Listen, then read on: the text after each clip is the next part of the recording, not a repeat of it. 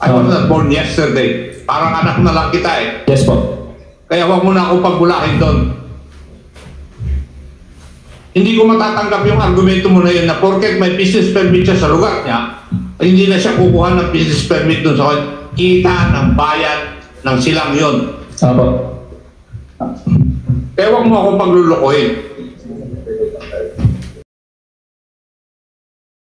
Please proceed. Thank you. Mr. Miranda? Yes, Mr. Chair. I have here a copy of your sworn statement which was subscribed by you in front of a lawyer. Yes, po. Dated September 4, 2024. Tama po ba? Yes, sir. Tama? Opo. Yes. And kayo po ang may-ari ng Corban Logistics. Yes, Mr. Chair. Yes. Paano po kayo napunta sa Silang Cavite? Meron po kaming common friend. In-offer sa akin, may opportunity na po. Sino po nag-offer? Sila Atty. Glenn po. Sino? Atty. Glenn. Attorney? Glenn. Sino Atty. Glenn?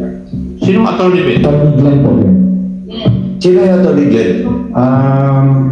Parang sa silang din po siya. Mayor, is Atty. Glenn connected to your office? Hindi po, Your Honor. Hindi po siya empleyado ng munisipyo po. Ba't nakakilala mo? Yes po, pakilala ko po. Why should recommend to the Corban? Kasi po, Your Honor, Mr. Chair, nag-ano po kasi kami, nagdagdag po kami ng mga marami pong sasakyan. Gawa po ng ambulansya po namin dati, tatatlo lang. Naging 20 plus na po ngayon. So, ang gusto po namin ay makababa po ng gasoline expenses. Kaya po naghanap rin po kami ng mga lower price na gasolina po. At is So, Atty. Glenn? may proposal lang po. Hindi po kami connected sa Mayor. Yes po. Kasi Atty. Glenn is not connected to your office. Yes po. Kilala mo siya, then Corban is telling this committee na si Atty. Glenn na nag-recommend. So, what is your relation with Atty. Glenn? Si Atty. Glenn po ay isang fraternity brother po. Fraternity brother? Yes po. Anong business niya? Abogado po. May law office siya? Yes po. Cavite din? Hindi po. Sa Maynila po. Siya ba na please po? Thank you. Attorney Glenn, last name niya yung Glenn? Hindi po mabisabi yung surname. Mr. Chair, if I may. Glenn Abelion po. Abelion. Thank you. Now, Mr. Miranda, according to your affidavit, you were in first week of January 2023, you were approached by the brothers Mayor Alston Kevin Anarna and Administrator Nathaniel Anarna Jr., who offered you the opportunity to put up a gasoline station in Silang Cavite. True ba ito? Yes, sir. Through Atty. Glenn. Through Atty. Glenn. Apo. Okay.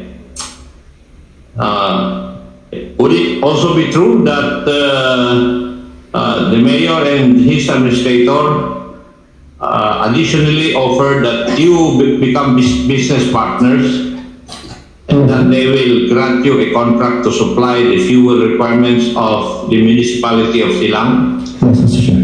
Yes.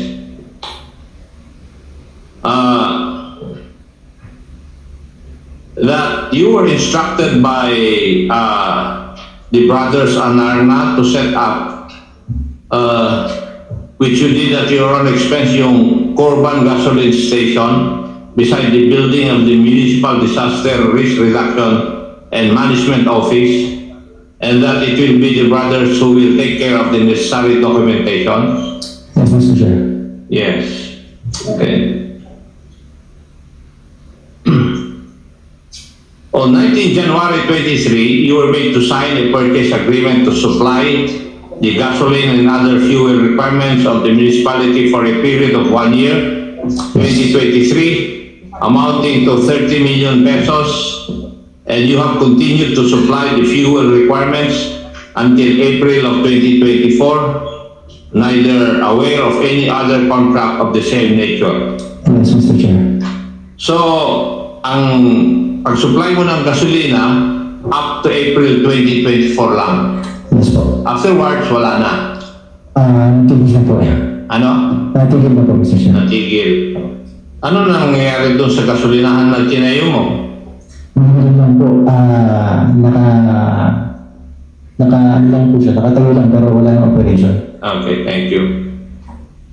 Now, sinasabi mo rin dito sa iyong sinumpang salaysay na nagkaroon kayo na agreement with Mayor Anana and his brother regarding the sharing of expenses in the construction and operations thereof. Pero mag-isa mo lang na ginastusan yung pag-construct at saka yung operation ng gasolinahan. And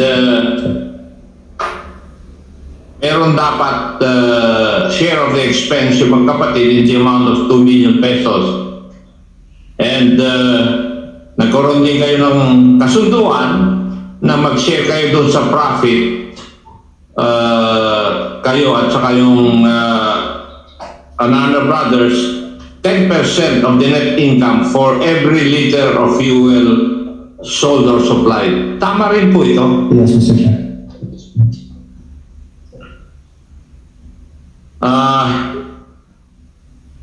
Dito po rin sa Kwan, sa laysay po ninyo, sinusumpaan ninyo na you have not been issued, wala pong na-issue sa inyo notices from the Bids and Awards Committee,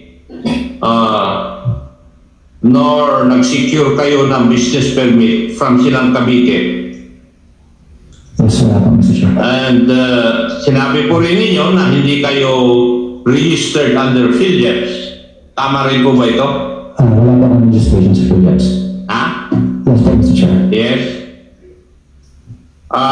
At inattest nyo na you have not issued any document to the municipality in support of the purchase agreement, and that you have not been knowledgeable in government contracts as this was your first engagement. Yes, Mr. Chair. Tama po lahat to. Opo. For the year 2024, I did not have any agreement with the municipality, but have continued to supply the fuel requirement under April. Ito po yung sinabi ninyo. Opo. Tama? Tama po. Ito po ang sinumpaan ninyong salaysay. Yes, Mr. Chair. Now, may I ask the mayor and his administrator, totoo po ba lahat itong nandito sa sinumpang salaysay ni Mr. Edwin Miranda? Mr. Chair, tinitilay po namin na meron po kaming involvement doon po sa kumpanya po. Actually, kaya po siya napili po ay malaki po yung natipid po namin sa gasolina. From 34 million po, last year po naging 22 million na lang po yung aming sumala. Yes po. At tinatanong ko lang po kung anong katotohanan nung nasa affidavit ni Mr. Edwin Miranda. Totoo po ba lahat yung sinabi niya? Sa pagdating po ng sosyo po kami, hindi po totoo po yun. So, yun po ang hindi totoo. Yes po. And among other things po, nakalimutan ko na po yung iba po. Sinasabi po niya dito na nag-operate siya na wala siyang business permit from Silang Cavite. Yes po. Wala Yung rin po siyang PhilJeps. Yun po yun. Yes po. Yung pong business permit po kasi, meron po siyang business permit sa main address niya po. Katulad po ng Meralco, wala pong main business permit sa Silang. Maski hindi na po naging executive, alam ko na dapat kayo ang magbigay ng permit ng mga businesses sa inyong nasasakupan. Opo, pero po Hindi porket meron siyang business sa ibang lugar, excuse na siya sa pagkukuha ng business permit ng munisipyo po ninyo. I was not born yesterday. Parang anak na lang kita eh. Yes po. Kaya wag mo na akong pagbulakin doon. Hindi ko matatanggap yung argumento mo na yun na porket may business permit siya sa lugar niya, hindi na siya kukuha ng business permit doon sa kita ng bayan ng Silang yun. Opo. Kaya huwag mo akong paglulukoyin. Mr. Chair, if I may po. Sasagutin mo yung tanong ko o ano? Yes po, tungkol po dun sa business permit po. Gawa po nag-rely lang po kami sa GPBB Technical Support Office, NPM number 178 of 2015 po. Would that excuse you, Mr. Miranda, from getting a business permit from your municipality? Yes po. Would that? If I may get the exact GPBB NPM 178, papasok ko po. Yun po naging basihan po namin. GPPB, business permit, kunrado ninyo? No, Mr. Chair. Ako nga, halimbawa may negosyo ako sa amin sa Antipolo, magkakaroon ako negosyo sa Silang Cavite, excuse na ako sa pagkuha ng business permit doon? Ganun po ba ang ibig nyo sabihin? Kasi po nagsusupply lang po, nag-rely lang po kami doon sa GPBB NPM 178. Papasa na lang po namin. Could you please read that provision? Para marinig ng ating GPPB representative here. Ito po. Business permit. Ito po, hindi po yung exact po na yung full text. Business permit issued by the Silang LGU is not required provided that there is a valid business permit from the principal place of business. Ano ang hindi naman provision na batas yan, very specific na Silang eh. Ay, ano po, nabanggit ko lang po yung Silang. Pero po, yes po, isasend po namin provision of the law. Yes po, ipaprovide po namin yung pong pinagbasihan po namin ng ano po. Yes. Hindi, wala pa yung batas eh. Yung hinihiling ko eh, yung sinasabi nilang batas. Ano yung binasa mo? Opinion ng GPPB? From Robert. yes po. Ano ko lang po yung back kasi sila po nag-process po ng dokumento. Hindi, tama ba pagkarinig ko ng GPPB opinion yun? NPM po. Hindi ko lang po sigurado yung NPM ko anong ibig sabihin. Oh, 178-2015. Mr. Chair, nag-i-issue po ang GPPB PSO ng policy matter on case-to-case basis po. Base po lang sa request or inquiry po ng procuring entity request ng entity po. Hindi po ibig sabihin na nasa NPM po siya is applicable to all po. It's case-to-case basis po, Mr. Chair. Case-to-case na yun. Yes po. Sabi ko nga po doon po kami nag-rely po. Ipapasa na lang po namin po yung ano po. Akala ko kasi opinion na nila with regards to your query. Hindi po. Kayo Doon pa po na, kami nag-rely. application nyo. Yes po. Oh, sino na ako, please proceed.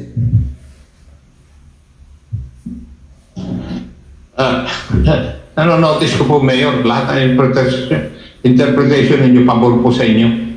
Kahit nalalabag po sa batas.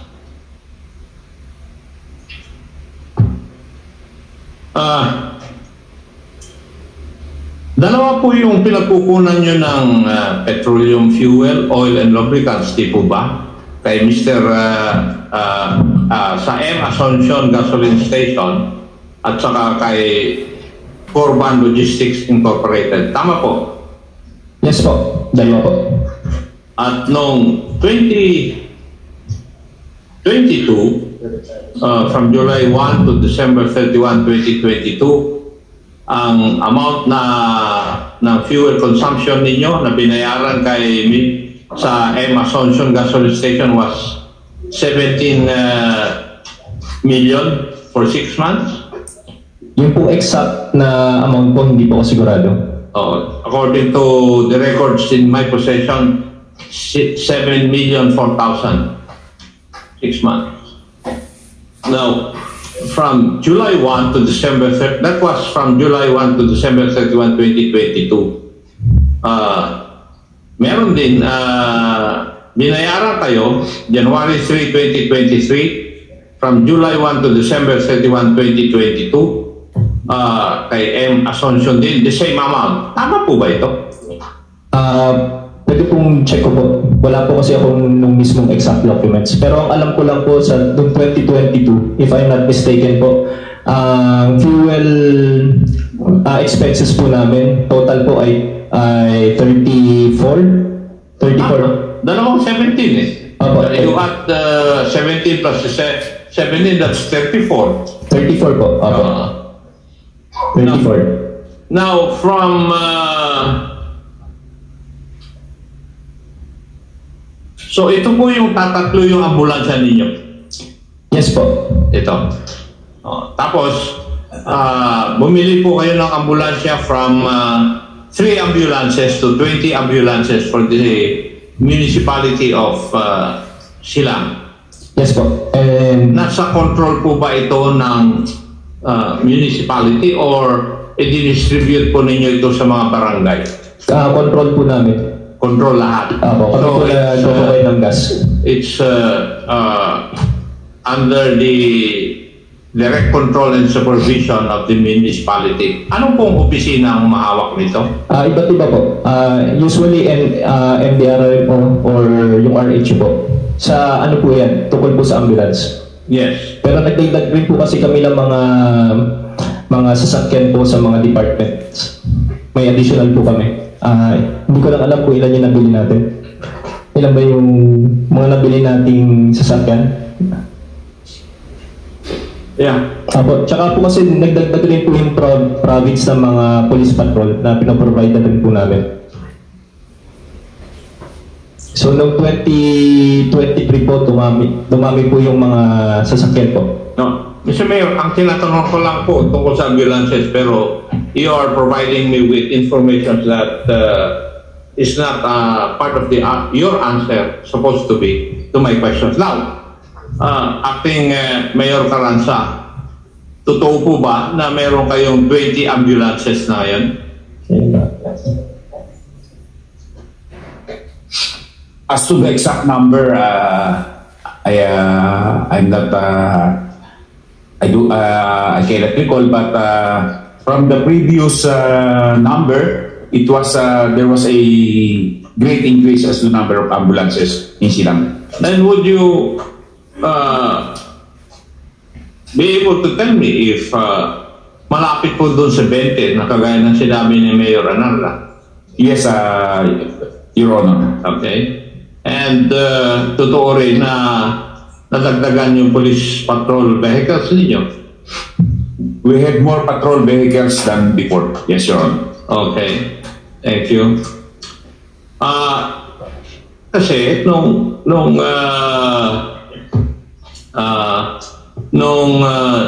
January 1, 2023 to June 30, 2023, ang consumption nyo po, Mayor, ng gasolina rose to 30 million in 6 months from the 17.004 million naging 30 million na in 6 months. Hindi ko po alam yung exact number, pero po alam po siguro po ni accountant yung po exact numbers natin, fuel expenses. Pero po, ang pagkakaalam ko po, if I'm not mistaken, yung buong year po namin ay 22 million po.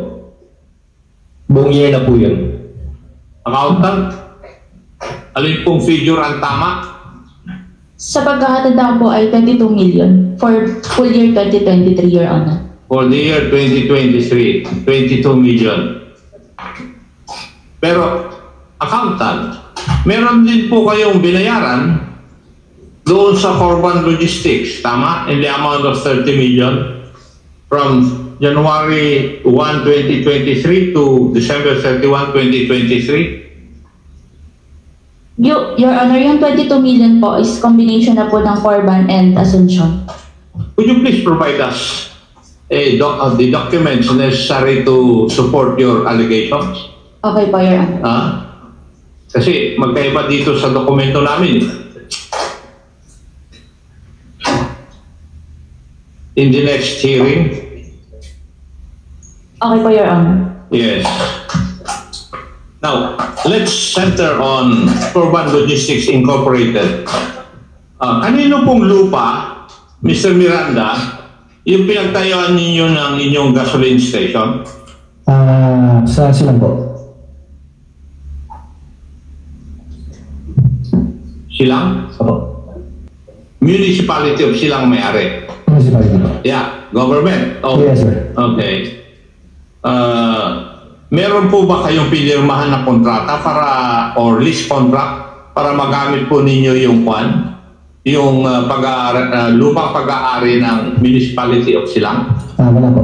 Wala. Wala po, Mr. Chair. So wala ka rin rentang binabayaran? Wala po. Wala.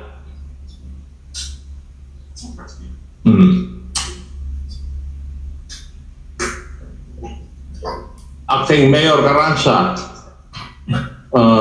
do you have copies of a lease contract regarding that property of the Municipality of Silang? We don't have a copy, Your Honor.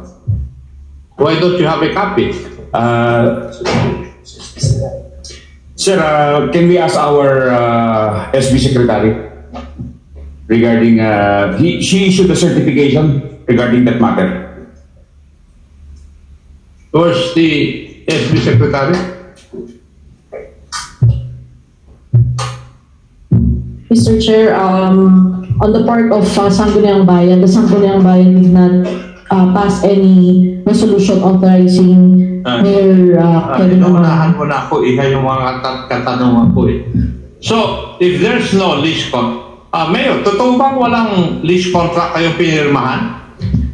Granting Corban Logistics to put up a gasoline station in one of the properties of the Municipality of Silang? Ang napirmahan po namin, kasama po siya sa purchase agreement na mag-i-install po sila ng equipment po. Kasama po siya sa purchase agreement na napirmahan. Abogado po kayo, di po ba? Yes po. Hindi po ba magkaiba yung purchase agreement at saka lease contract? Yes po, pero in-incorporate na po namin po yun. Yes po. Teka, Mayor.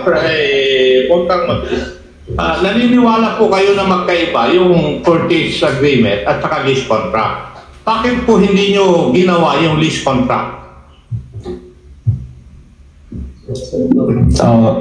Mr. Chair? Hindi. Sagutin mo muna yes po. Sagutin mo muna yung tanong ko. Yes po. Otherwise, if you're going yes po, it's an to answer lots po yun sa part po namin. Mayor, patapusin mo muna. Mr. Chairman. Patapusin mo muna. Mayor, patapusin mo muna. Yes po. Please, patapusin mo muna. Okay. Chairman ako. Chairman ako, please proceed. And even if you're a mayor here, if you do not answer questions properly, I can cite you in contempt. Siguro maliwanag yun, Mayor. And before you speak, you ask permission from the chairman. kindly turn off the microphone, Mayor. Chairman ako, please proceed. Magkaiba po, Mayor, yung purchase agreement at saka lease agreement. Alam po nyo yun dahil abogado po kayo eh. Pero ang tanong ko, meron po bang lease agreement? Wala po kami lease agreement. Wala. And would you have the authority without the Sangguniang Bayan resolution to enter into an agreement? Yes po. Kapag specific You can po siya. enter into an agreement regarding purchase the lease agreement po. of a property of your municipality without a resolution of the Sangguniang Bayan? Mr. Chair, if I may answer. Please answer. Sa lease agreement po, wala po. Pero po dun sa purchase agreement po, We're talking about the lease agreement, Mayor. Huwag niyo pong dagdagan ng iba. Ang tanong ko po ay tungkol dun sa lease agreement pala. sa lease agreement po, wala po. So wala. Yes po. Wala pong Sangguniang Bayan resolution. Wala po. Wala pa. Now, may I ask, you being a lawyer, is that proper? Or is it not within the bounds of law? Mr. Chair, if I may. Proceed. Yes po. Nag-rely lang po kami doon sa purchase agreement na meron pong i-install. Pero siguro po mali nga po kami na Mr. Chair, hindi po namin na. I think the resource person is not answering my question appropriately. Being a lawyer, he should know. Yes po. If I may, Mr. Chair. Please. Mr. Chair, doon po sa lease agreement, wala po kaming lease agreement po na napirmahan po. And would you know if that is a violation of law? Yun po yung katanungan ko. Meron po kayong propriedad, halimbawa, nagkaroon, mayroong isang kumpanya nagpatayo ng gasolinahan doon. Ibig sabihin, wala po kayong agreement na pinirmahan na pwedeng magtayo yung Corban Logistics ng gasolinahan doon sa pag-aari po ninyo. Tapos, ang batas nire-require na kailangan magkaroon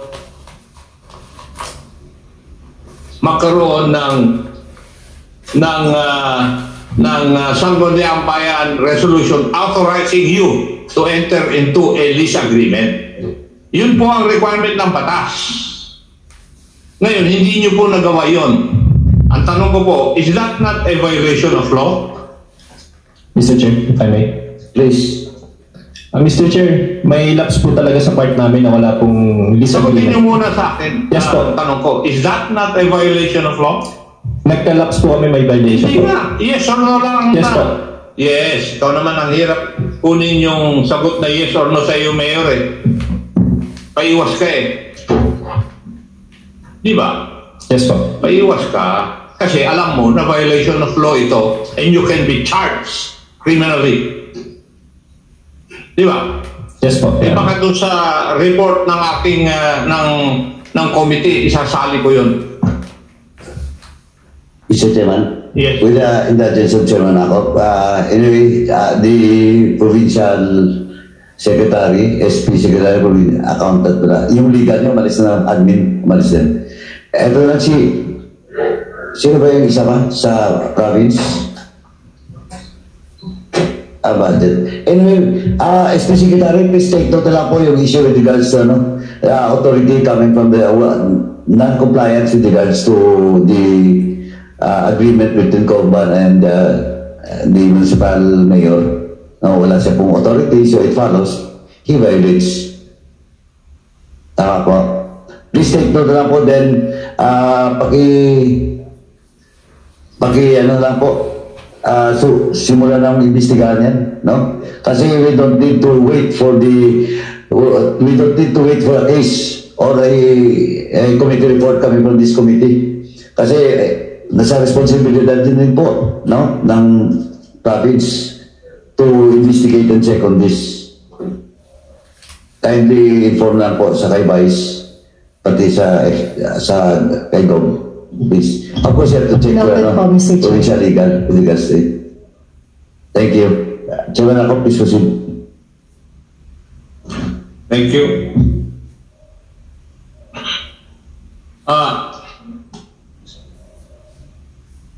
May I ask the administrator, dito po sa paglalagay ng gasolinahan ng Corban Logistics doon sa property ng Municipality of Silang, are you not supposed to come up with a document to support the award of contract to both to Corban? Your Honor, noong 2022 po kasi alam ko po sa pagkakatatanda ko, may ginawa kaming back resolution for direct retail purchase of petroleum, oil, and lubricants. Ang kontrata po nyo ay to purchase petroleum fuel, oil, and lubricants. Yun po yung kontrata. Maliwanag. Yes, pero wala po dun sa kontrata talaga ang pagpapayag ninyo na gamitin yung inyong ang property ng Municipality of Silang na gawing gasoline station yun. Sa lease agreement po, wala po kami. Kaya nga, wala po doon sa purchase agreement. Kasi ang kontrata, dapat, tukol lang doon sa dapat gawin. Yes po. Purchase, pagbili. Di ba? Yes. Now, may I know if the purchase agreement was notarized? Yung contract po with Corban and Asuncion, as far as I remember, na ano po siya, notarized po When siya. you say contract yung purchase agreement? Ay, iba po yung direct retail purchase po namin is back resolution po siya. Ano po yung contract na sinasabi po ninyo? Yung purchase agreement po with Corban and...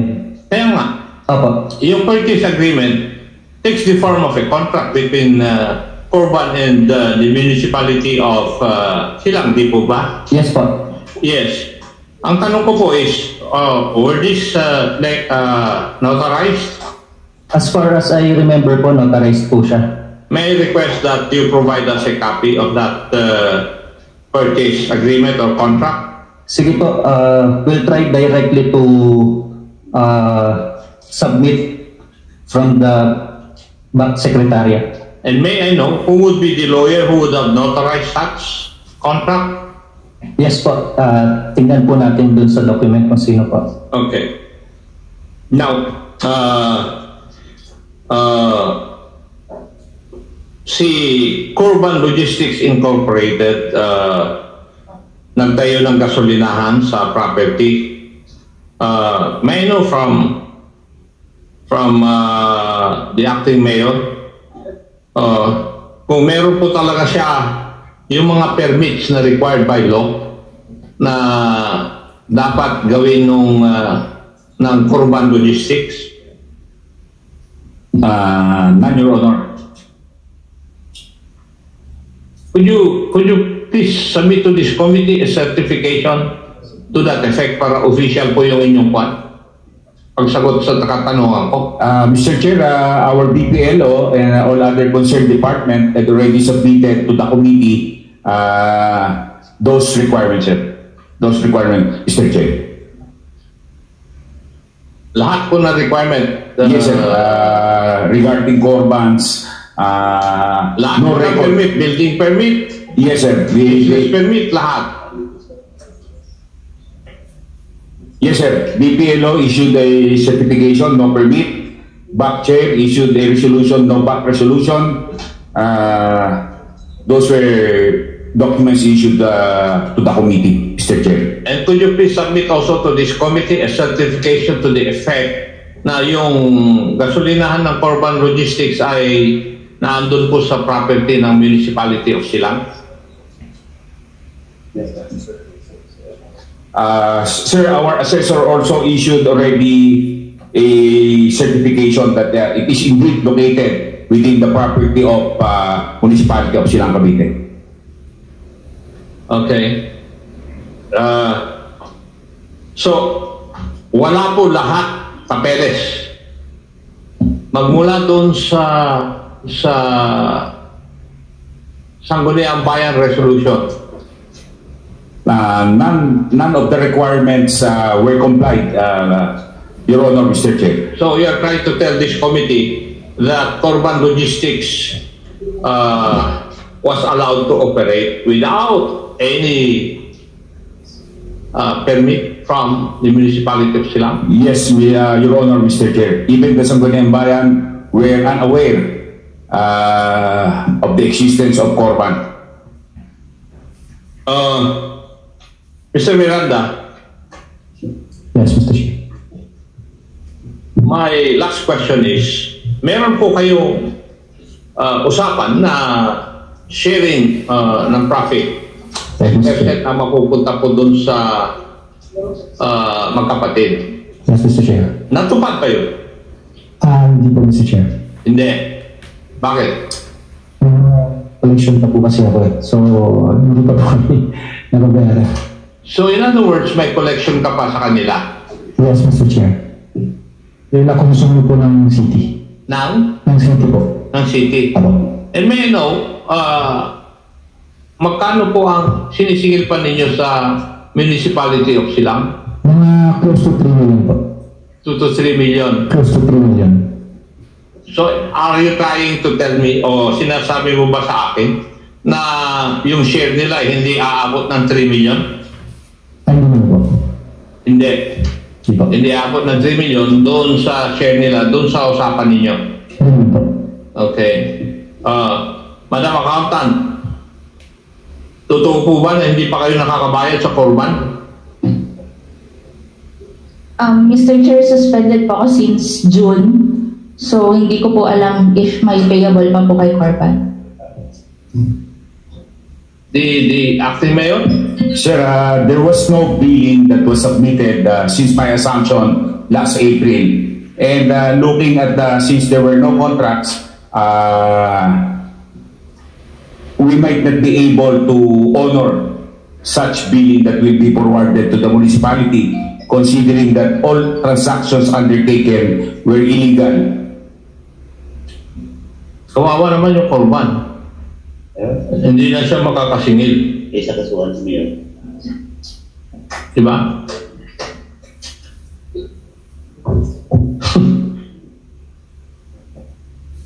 Kasi, korban, baka madamay ka pa sa kaso eh. Ano sa tingin mo? Parang ganun po yung nangyayari. Well, Mayor, ito lang po ang masasabi ko. Yung mga nangyayari, hindi ko akalain na mangyayari sa iyong munisipyo. Kayo po ay isang abogado, alam niyo po dapat kung alin po ang naayon sa batas para hindi Di po ba? It aggravates the situation. Maraming po salamat, Mr. Chair. Thank you, Chairman. Before I give the floor to Chairman Fernandez, follow up lang po, Corban, is this the first time na you're engaged in sa fuel? Sa fuel po, hindi. Sa fuel, hindi. Previously, meron na. Meron po. Anyway, sabi mo kanina, you mentioned about a certain attorney Glenn, di ba? Yes po. Paano kayo nagkakilala ng Glenn? Sa golf po. Sorry? Sa golf po, sa golf. Sa golf? Apo. You're playing golf? Apo. Anyway, Comsec, please invite Attorney Glenn. Anong apelyido nun? Mayor, anong apelyido? Mr. Chair, can you? Yes. Abelion po. Abelion. Okay, thank you. Now,